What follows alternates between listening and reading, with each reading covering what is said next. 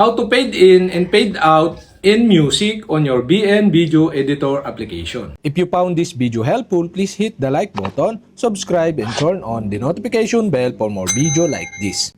Go to BN application. First, we need to create a project by tap the plus sign on the lower right side on your screen, tap the new video.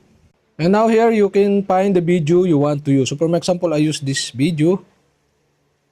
And tap next button to insert the video. So in this tutorial, I'll show you how to fade in and fade out in your music. So to add the music, tap the music icon here and select music. And here in my favorite, so select the music you want. So tap the use. For example, I use this one. After you insert the music, you can see here the fade in adjustment here and the fade out adjustment.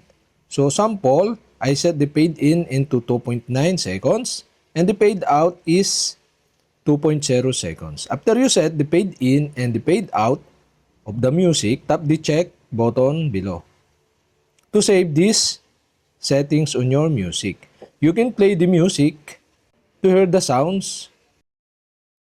And that's it.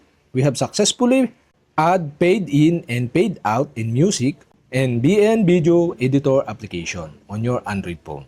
If this helpful, like, subscribe, and see you for my next video.